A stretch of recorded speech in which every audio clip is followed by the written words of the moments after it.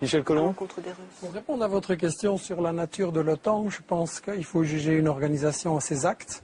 Et donc, il faut voir si vraiment il réalise les objectifs de la démocratie qu'on nous annonce dans sa propagande.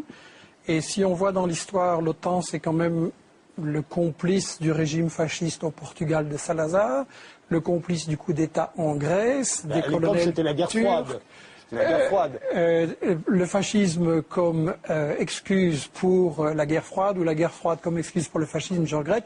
On retrouve l'OTAN aux côtés des fascistes portugais, grecs, turcs, dans les réseaux gladiaux préparant des coups d'État pour préserver la France, l'Italie d'un grand danger, etc.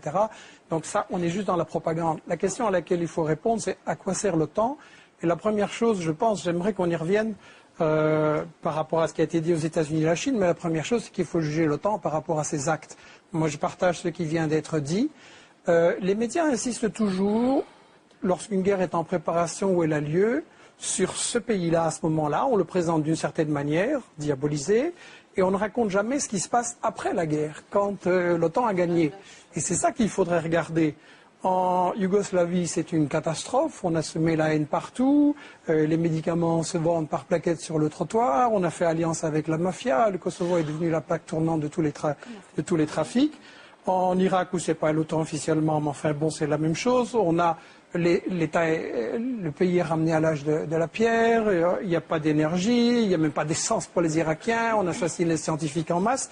En Afghanistan, contrairement à la version anti-musulmane qui nous a été présentée, c'est une catastrophe, quoi. Karzai, l'employé du Nocal, de la multinationale US, règne sur quelques kilomètres carrés.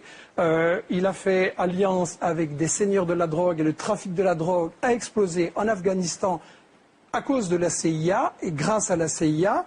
Et en Afghanistan, on allait soi-disant libérer les femmes afghanes. Je m'excuse, Karzai a fait passer une loi qui fait qu'on peut marier une petite fille à 9 ans et que le viol conjugal est légitimé. Donc, où est le progrès? Il faudrait quand même qu'on sache de quoi. Et en Libye, c'est la mafia, on voit ce qui se passe. Il y a une loi qui vient d'être prise comme quoi quelqu'un qui disait qu'avant c'était mieux, il va en prison à perpétuité. Et donc, l'OTAN pour la démocratie, c'est de la rigolade. Et la vraie question que j'espère qu'on pourra poser ce soir, c'est à quoi sert vraiment l'OTAN? Quels sont ses véritables objectifs? La question que Monsieur Dulles et les responsables des États-Unis ont reconnu que tout ce qu'ils racontaient et qui terrorisait mes parents, moi je me souviens dans les années 50, quand on parlait de la Hongrie ou d'autres, on allait vite au supermarché et on faisait des provisions de farine, de chocolat et de sucre. Et on a terrorisé la population européenne, les Russes vont vous attaquer, mais lisez simplement les déclarations de monsieur Dulles et des responsables des États-Unis, ils ont bien dit ils savaient qu'il n'y avait aucun danger, mais que c'était nécessaire pour des raisons stratégiques pour implanter l'OTAN comme moyen de domination de l'Europe. Et beaucoup de ces guerres ont évidemment pour effet collatéral, ou peut-être pour cause première, la nécessité d'obtenir des contrats de reconstruction pour des économies qui saturent chez elles. Ça me semble tout à fait évident, puisque dans nombre de ces conflits, la destruction des infrastructures civiles passe avant tout le reste. En Serbie, le cas est flagrant. On a détruit 9 blindés et pratiquement toutes les infrastructures civiles. 9 blindés. Michel Collomb. J'ai été accusé d'angélisme bétifiant et autres gentillesses. Je voudrais répondre qu'à mon avis, ce qui est bétifiant, c'est quand on nous raconte une version cinéma de propagande de l'OTAN, ou qu'on nous fait croire que l'OTAN, ça dépend du caractère de Bush ou d'Obama ou de Nixon, alors que ce sont des employés, et que les choses sont à un niveau beaucoup plus profond. Et Frédéric Tadei, je voudrais revenir à la question que vous avez posée au début, en disant l'OTAN, finalement, c'est des démocrates ou c'est des salauds. Ah non, et non, vous avez été beaucoup plus poli. Vous avez été beaucoup plus poli. Mais justement, le problème, c'est que, à mon avis, vous êtes plutôt quelqu'un de bien et beaucoup trop poli. Et je voudrais vous inviter, et un peu tout le monde en fait, à se mettre dans la place du salaud. Je veux dire que si on comprend l'OTAN, qui est un instrument de quelque chose, il faut se mettre à la place des salauds qui gèrent ce quelque chose. Et je suis d'accord sur un point, c'est que la guerre est au fond la continuation de l'économie. Et que pour comprendre à quoi sert l'OTAN, il faut comprendre dans quelle situation économique on est maintenant. Et donc, je crois qu'il faut faire le lien avec tous les mouvements sociaux qui se passent en Europe, en Grèce, en France, etc. Toute l'inquiétude au quotidien des gens, parce qu'au fond, c'est le même problème.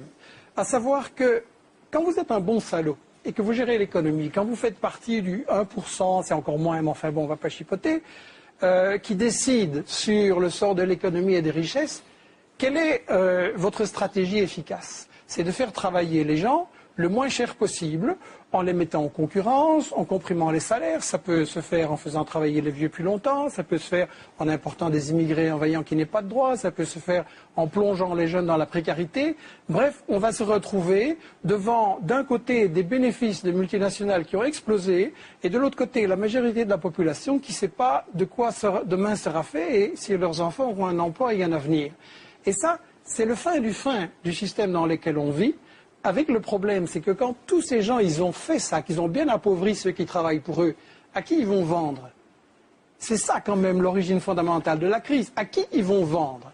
Alors, on s'en sort dans le système qui nous gouverne, dans l'élite qui nous dirige et qui n'a pas été élue.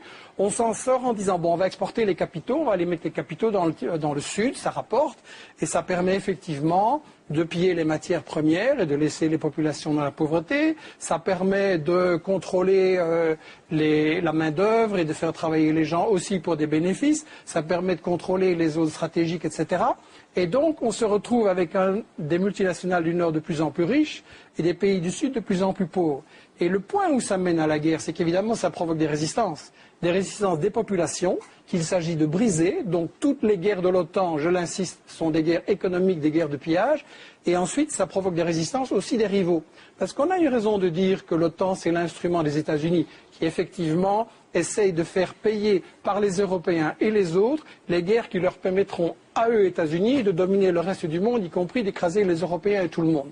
Et ce qu'on a essayé de faire avec ce livre, La stratégie du chaos dont vous avez parlé, c'est d'éclairer la dimension des États-Unis maintenant, qui est effectivement une stratégie globale pour dominer le monde, pour faire en sorte que l'Afrique, l'Amérique latine, ça c'est plus difficile, et l'Asie, leur restent soumises. Et effectivement, le problème des États-Unis maintenant, c'est que c'est une puissance économiquement et politiquement en déclin. Donc militairement, effectivement, ils n'ont plus les moyens de gagner cette guerre en Irak et en Afghanistan. Et comment ils s'en sortent alors? Ils s'en sortent par la stratégie du chaos. Et il faut bien voir que l'ennemi fondamental de cette guerre globale des États-Unis, c'est la Chine.